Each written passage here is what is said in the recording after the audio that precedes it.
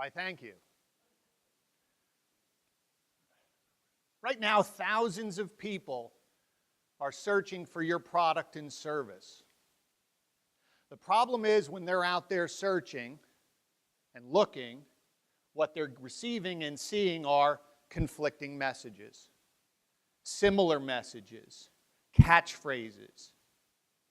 And what's happening is they're having a hard time choosing who they should do business with, who they can trust. What they're waiting for is someone to stand out, be different, and give them a reason to act.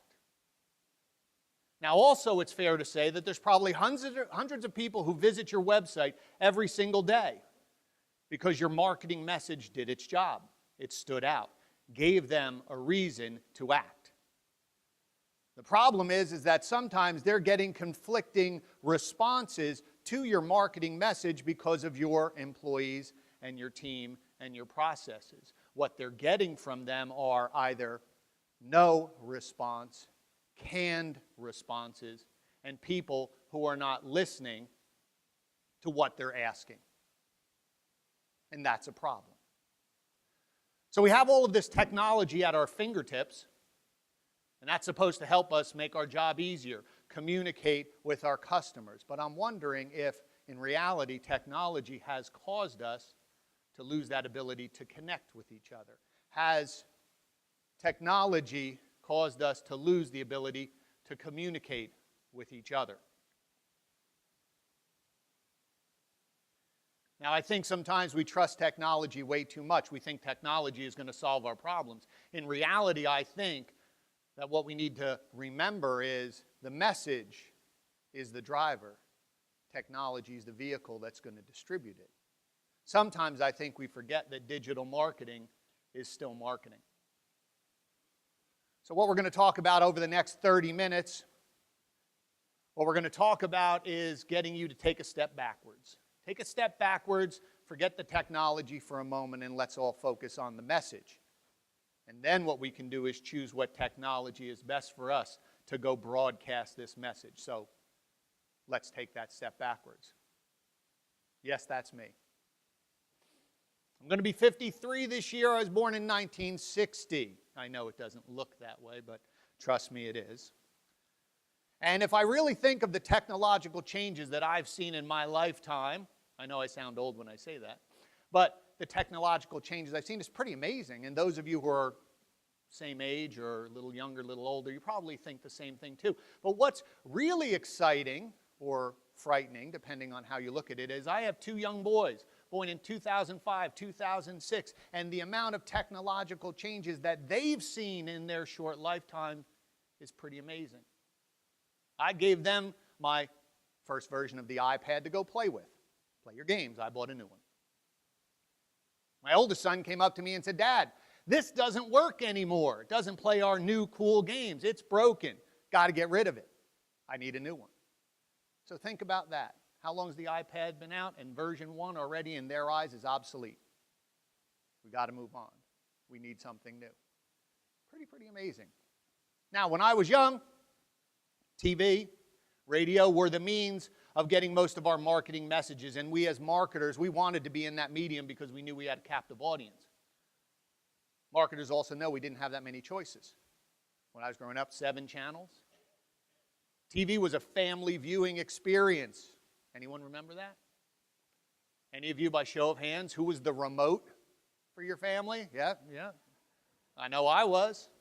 I think some of you, your eyeballs are probably, that's why you're wearing glasses. You sat so close to the TV because it was easier to change. Problem was, there wasn't that much channel surfing at that time. We had 7 channels, limited options. But what do we have now? We have 500 channels to choose from. But I would think that most of you, if you really thought about it, only really watch 12 to 15. They're the ones that are logged on your remote under favorites, so it's easy to access that. The problem for marketers are your 12 to 15 are different than yours and yours and yours, so how do we get that message out? How do we get that message out to everybody? Now, the internet, when I talk about digital marketing and I travel around and I talk to dealers, that's usually the face I get. Freaking out. I spoke to a gentleman the other day at breakfast, and I asked him, he's the internet manager, I said, "What's your biggest challenge?" He said, getting my boss to understand what I do, because he's old school. He's traditional. Doesn't get this. So I said to him, well, the problem's not that he doesn't get it. The problem is that he's looking at the wrong thing. He's putting the cart before the horse.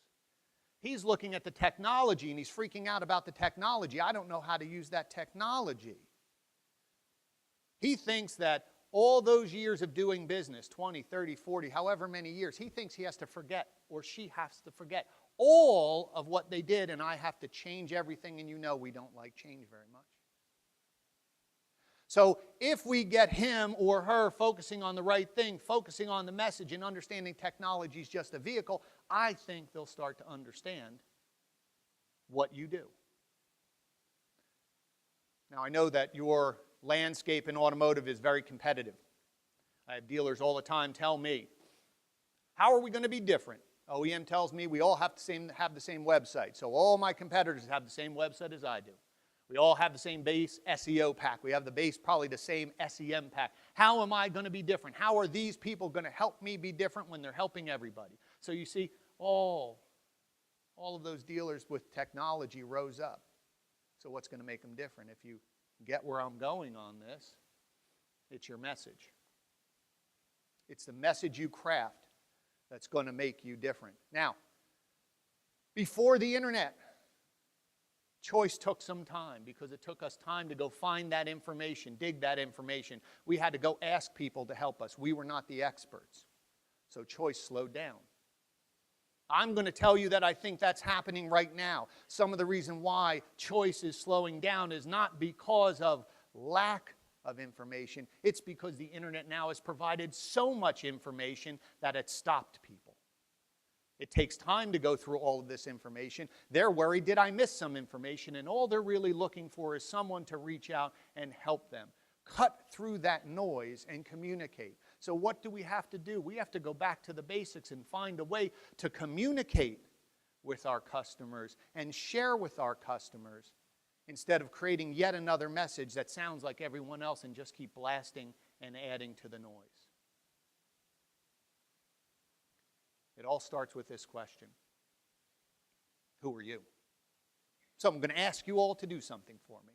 I want you to choose somebody at your table. If you know them, great. If you don't, even better. And I want you to take 2 seconds, and I want you each to do this. I want you to explain to that person why they should do business with you. Seriously. Tell them why you should do business, why you're good, why you're a difference maker. I want you to take the time to communicate that message to them. Please go ahead and do it right now.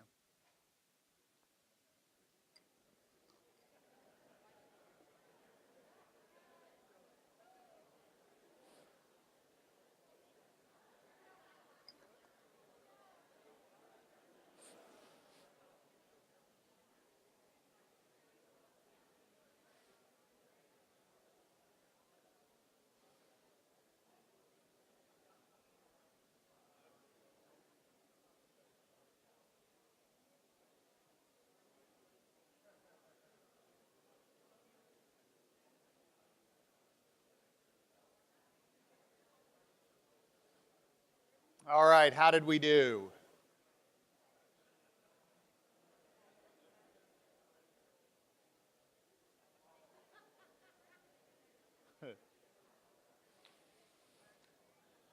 All right, everyone. Let's think about this for a moment. If you heard the room, what did you hear each of you doing? You're having a conversation. It wasn't cliche. It wasn't just some slick marketing message. I even heard laughter. What a surprise. Wow. Now think about it. Show of hands. How many of your messages had absolutely nothing to do with price? How many of you focused really on the experience that other person was going to get if they did business with you? Interesting. If I go to your website, am I going to find that right now? I don't know. Maybe, maybe not. That's your difference right there. That joy, that laughter. How do we communicate that out to your consumers? So I want you to keep those messages. Remember them. We're going to jump back to them. Now, technology is a great place. We have tons of different platforms to choose from. to help move our message out there. Now, my good friend J.D. Rucker wrote a great blog post the other day where he was talking about how some vendors are trying to convince dealers that they need to be on 50 different platforms out there. And his response was, well, here are the 7 that I think are most important. And I agree with J.D. in that these 7 are the ones you do, but I personally don't think it has anything to do with the amount of platforms that you're on. It's more importantly, how many are you actively going to use? That's really the question. Because think about this. You're on all of these platforms. A consumer goes and finds you. Could even be your blog on your website. And what do they see? You haven't updated this for 4, 6, 8, 12 months. What message are you giving to those consumers? That you don't pay attention to detail, you start something you don't finish, and something falls through the cracks. What's their next leap? You're going to not finish what you started with me. I'm going to fall through the cracks. You're not going to finish what you started. Do you see how that doubt starts? See how that doubt is out there? So all of your great marketing messages may conflict with some of your execution. And that's seeds of doubt. Start building and building. And we don't need seeds of doubt. Our marketing wants to be positive thoughts. Here we're going to do. But those doubts creep in. So we have to pay attention to those. Now, we have all of these different platforms that we want, and we choose them, and we're deciding we're going radio, TV, internet, digital. Yes, I said radio and TV. Some people say, well, you're in digital. You don't like traditional marketing. I said, absolutely like traditional marketing. Everything serves its purpose if it's done correctly. The key is, though, you have to know that traditional is going to drive people to your website. Just accept that. And if your message doesn't match, if your marketing message or the look doesn't match, there's those seeds of doubt. I saw your commercial on TV and you have your nice marketing message. I come to your website, it's not there. I start thinking, is this the right place? Should I have been there? Doubts. So now when we have all of these platforms, we have that lovely message that you just created. What we need to understand is how to tweak that message for each of these platforms. Notice what I just said. I said tweak the message. I did not say create new messages. Okay? Each platform has a style and audience, and we direct, but we tweak. Why? Because you are who you are. The experience you're going to deliver to those people is the same. So all we're doing is tweaking. If I'm creating all of these different messages that don't connect to each other, what is technology going to do? It's going to amplify and it's going to broadcast. And what's it going to broadcast? Confusion and seeds of doubt. That's what we don't want to happen. So we have our message. We've chosen our platform. We've tweaked our message. Now we step on the gas and it's gone. Out. Broadcast. Everything is working well for us. We're getting people to respond. Our marketing message is standing out from the crowd. We are communicating. We are sharing, causing them to cause action. They're coming to us. Here's the next big thing that you need to focus on. And I want you to think of the message that you just had. When people interact with your dealership, are they supporting your message or detracting from your message? If you think right now, would your people in your dealership, would you say they're delivering on that message? And what I mean by that also is, are there processes written out and structured so that everyone knows how to support that message? You don't have to raise your hand, but think if there's areas that you need to improve on that.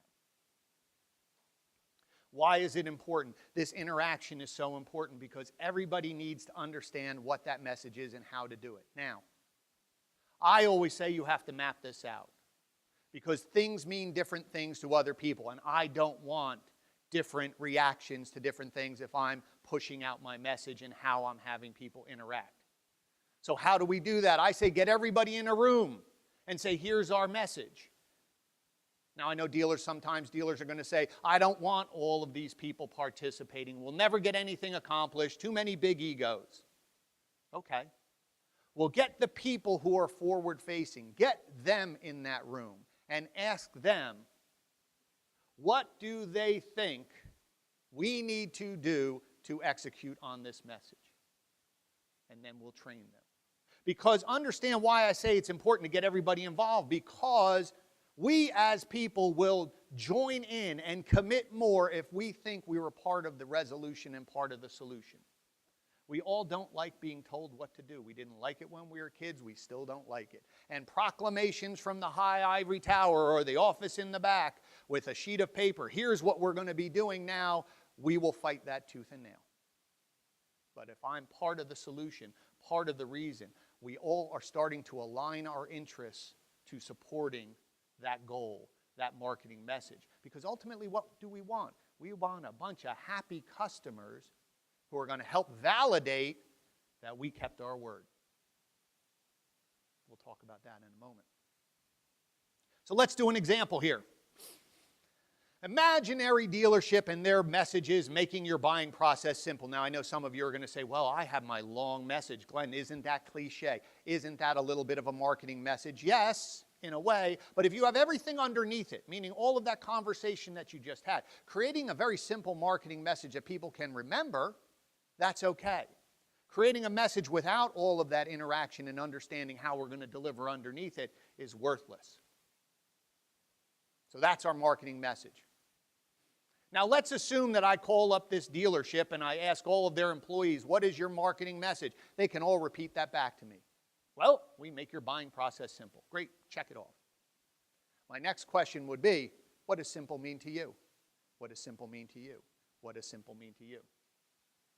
See, because I want them all aligned. I don't want them all thinking different things. See how that makes sense?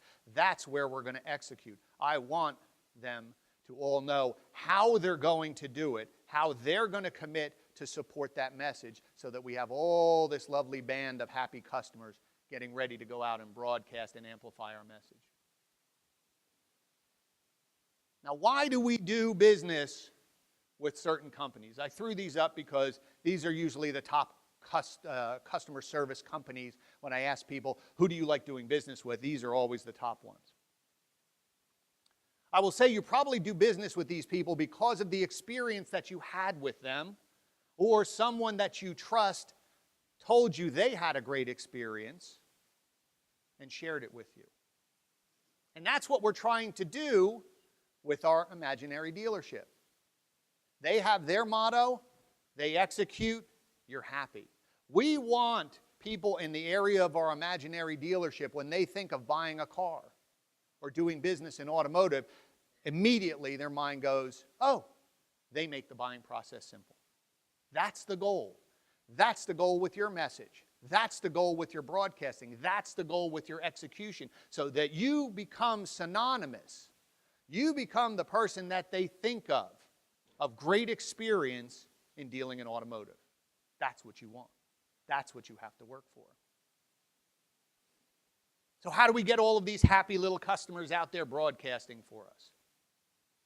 My grandfather had a music store, 1940s, 1950s. He built his business word of mouth. Not anything groundbreaking. Most of you, if you thought of your parents or grandparents, the towns they grew up in, businesses built by word of mouth.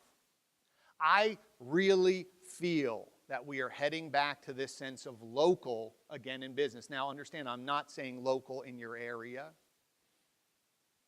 I'm saying that people are looking for that sense of community and reassurance and people I can bounce ideas off of still today, except this new social town doesn't have boundaries. It's not in any geographic region. Remember I said there was 500 channels on TV and we listened to 12 or 15. I will say that probably most of you have in your social connected town 200, 300, 500, 1,000 or more people who live in that town, but you only interact with a small handful. You'll listen to what's going on in the town, you'll see what's going on in the town, but really you only have a few people that you really interact and lean on. And that's what we want to do. We want to get these people to broadcast out into their social town what you do. Why is it important? We read reviews. Now, sometimes in automotive, there is that constant struggle. Reviews don't matter. Social media don't matter. I really think you're missing the point. Again, you're looking at the technology and you're afraid of it. What that those two mediums are giving you is an opportunity for these people who are happy, who are standing there ready to say, your message, your execution, great job, trust them. You're fighting the opportunity. You're not giving them an opportunity to go out and share that. Now, this message applies to you personally, not just your business. Think about it. What message do you give out every day? What message do you want to be seen as for yourself? Who are you? Forget your business. Who are you? And what actions are you going out every single day and executing with your family, friends, and coworkers so that it aligns with what you say? Now, again, there's that I hate to say cliche, but it's an overused phrase. We like to do business with people we like and trust. What is trust? Trust means you do what you say. That's really how you want to be viewed. There's probably people in your lives that are no longer in your lives, and if I really asked you why, you'd say, well, they used to say they do a lot of things, but then they just didn't deliver, and after a while, I just got tired. And that's the same with your business.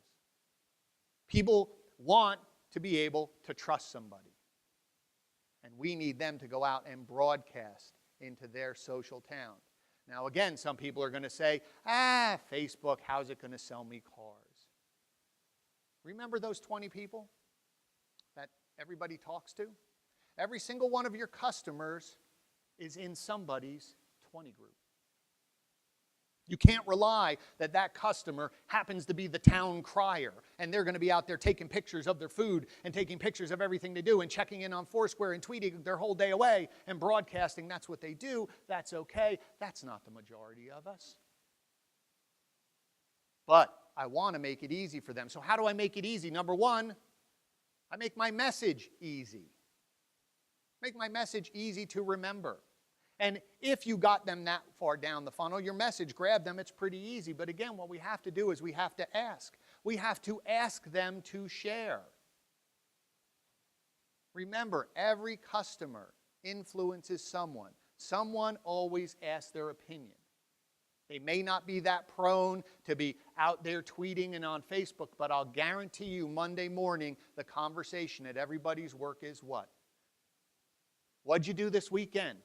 Oh, I went to see a movie. I went to go do this. That's sharing. Why wouldn't you want those people being an advocate? In this day and age with the smartphone where everyone is a videographer, a photographer, a writer, a blogger, a musician, why wouldn't you use that technology? Why wouldn't you just ask everybody to go out and share? Now, we've all seen this graphic. We spend a lot of time focusing on the stimulus, on our message. We drive them to the zero moment of truth with the research, and then we're spending so much time on our websites and training our team with phone and internet and on-site sales skills to interact. And the problem is that we drop it right there. We stop at that pool of influence, but for some reason in automotive, we're not proud to ask people, hey, can you recommend? Can you go share with someone? And I've been thinking a lot about why that happens. Why are we so afraid? I mean, if what Sean Stapleton said yesterday is true, and I believe it, the studies say that people trust their peer recommendations 7 times more than what you say. Why wouldn't you be filling that pool with validation, with people out there saying, trust them, trust them, trust them, trust them? I'd be spending so much time on that, it'd be crazy. But yet we don't. For some reason, we don't think it works. Now, why I think part of it doesn't work is because I don't think your frontline people really look at what they do as if they're running their own business. I have a picture of a restaurant up here, Lola Restaurant. I worked at that restaurant for a long time. It goes hand in hand. I was an actor in New York City, hence you work in restaurants. That's how you eat, because you're a starving actor, eat in restaurants. But I was very blessed to work at this restaurant because I worked for a gentleman named Gene Fracchia. Gene Fracchia was probably one of the smartest men that I ever met in business and marketing. I didn't know it at the time. I sure know it now. And he was very successful. He had 3 restaurants in New York City that lasted over 10 years. Now, that may not seem like a lot to you. The average life expectancy of a brand new restaurant in New York City is 4 months. And he had 3 of them that lasted 10 years. How did he do it? He knew how to market his restaurant to appeal to everyone, and he was diligent with his staff to deliver on his marketing promise to make sure that people came back. He was very smart. The first people that he marketed to were what he called the influencers. You all know who those people are. You might be one of those people. Blockbuster movie opens up on the summer, you're there first showing. You might be there at the midnight show. You're there at the opening of the nice restaurant. You are the one that tells everybody, hey, I was there. Hey, go here, you do that. Get that word out. That was number one. The second tier of people he appealed to were the day-to-day New Yorkers, the business people who relied on the influencers to tell them this was a great place to be. And then lastly, who did they appeal to? Were what we called the bridge and tunnel people. All right, so bridge and tunnel people, New Yorkers understood that. Ken Beam's laughing, bridge and tunnel. He understands. It's the people who go into Manhattan. They go over the bridges or go through the tunnel, so we called them bridge and tunnel people. But those people heard about this restaurant, wanted to come to this because this was a quintessential New York restaurant. Very hip, very cool. They wanted to go have this experience. And what Gene always drilled into us was every single one of those people need to and deserve a great experience because they're going to tell all of their friends. And I want to use them to spread the word about my business. And this was before social media. The second thing that he taught me was that as a waiter, I was running my own business. Didn't dawn on me until he sat us down one day at a staff meeting. Gene hardly ever called staff meetings, but he was not happy with the level of service that we were giving. Sat us all down, and in his lovely tone, and I'll tone it down for you, but he said, I love the fact that you're all writers and actors and musicians and students. I love that fact, but when you're here, you're a waiter, but more importantly, you're running your own business. You see, I've taken care of everything. I have paid for the building, I have bought the food, I've hired the cooks, paid for the linen, bought the liquor. I've done everything for you, and I've given you the opportunity with these 5 tables to run your own business. Now, you can just, with the people that I sit there, take their order. And you'll have a decent-sized check, you'll get a decent-sized tip. That's okay. But if you apply the sales training that we taught you, the training for food and wine knowledge that we've taught you, you'll increase your check. If you go over, instead of saying, would you like an appetizer? The answer to that question is, no, I don't. But if I said to you, what would you like to start with, sir? A soup or a salad? I'll have the salad. Thank you. My check goes up. And then he taught me a really good lesson. He said, make sure every one of your customers knows your name. Why do you want your big tippers going to someone else? And so I didn't really think about it, but I applied those techniques, and my checks did go up, and my tips were going up, and it was great. But then I also started to notice something else. A couple times a week, the host would come over and say, hey, Glenn, someone requested you, wants to sit in your section. And I started to keep my big tippers. You see, that's what you need to communicate with your frontline people. As we said before, they are the message as much as your dealership is the message. And if you can get them to understand that by executing all of these processes and delivering on not only the company's message, when those people go out and we wind them up and they start writing and sharing, my name as that person is going to get mentioned. And they will start to see people come in and request them for sales and service. And then they start to buy into this process. Get them to think that they're running their own business. As you notice, digital conference, haven't really talked about technology because technology is not the issue here. See, we haven't done anything or talked about anything different that everybody has been doing since business started. Remember that old traditional dealer we talked about? What did they focus on? Message, using whatever audience they thought this message was going to go out to. Then what means do I have to broadcast this message? I got to train my team to interact, and then I'm going to ask for a referral. Nothing has changed. The only thing that's changing is we have new fun toys to help us in one of these slots. It's either going to help us create the message, broadcast the message, make sure it's working, train our team. The message is the driver. Technology is the vehicle. If you get it in the right order, you are going to be so surprised how much business you do. Now, in closing, I have two things. One is a warning. Some of you are going to leave this conference with a new idea, new widget, new service. You're very excited. This is going to revolutionize our business. It's going to help us sell more cars. And you go running back and you dump it on someone's desk and go, ta-da! Here you go. How many of you are dealer principals here? Raise a show of hands. Your staff is scared of you right now because they think you are going to come back and you're going to go, guess what? At this boot camp, they talked about Pinterest. I have no idea what Pinterest is, but we're going to do Pinterest, and here it is. And you run away. And this poor person that you dumped on, what are they going to do? Well, the boss thinks it's important. I guess I got to figure it out. And what do? They just slap it onto what they're currently doing, and it ends up with something that doesn't look too pretty. So what I will ask you to do is retain that excitement. Retain that excitement about this new product, new service that you have.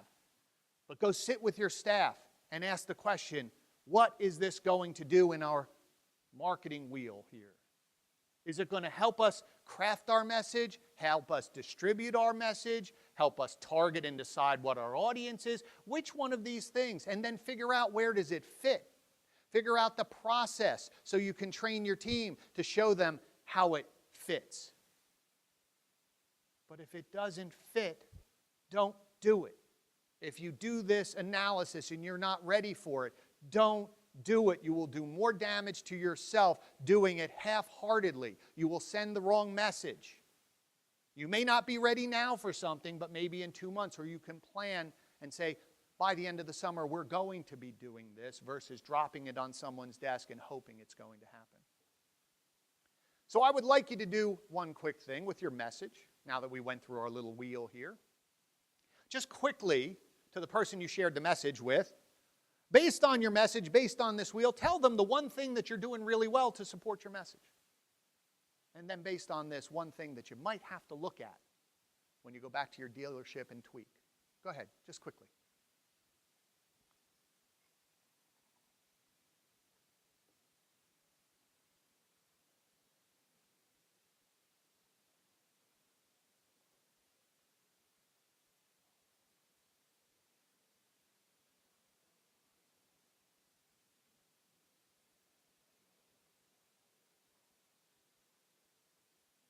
All right. I see the enthusiasm was a little lower because now we're into process and we don't like process, but that's okay. The last thing that I would like to leave you with is this. Look for inspiration outside of your industry. Automotive has a lot of times is very sort of insular. We have a tendency to look down the block at our competitor and see what they're doing, and all we try to do is one-up them.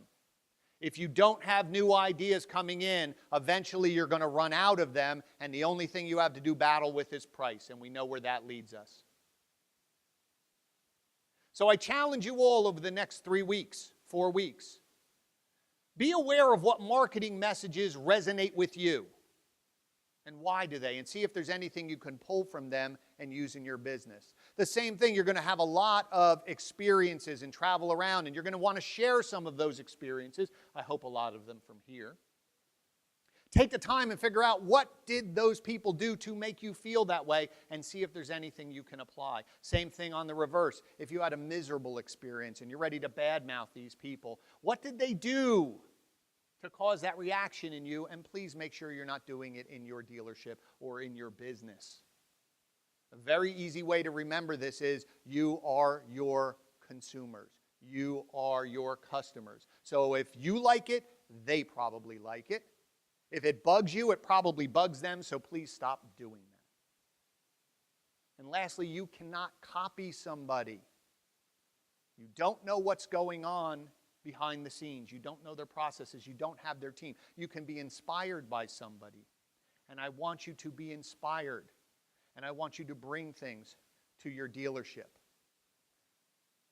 You see, if you are the message, and each of you are your own individual messages, and you have your own processes, and you're bringing that every single day to your dealership, and you're really hyper aware of what the technology is that I can use to amplify, and we're executing at high levels and making sure we're supporting that message, and lastly, we're winding up all of our customers and letting them loose in their social town so that they are telling us, trust these people. Trust these people. I will tell you, you will have more work than you know what to do with.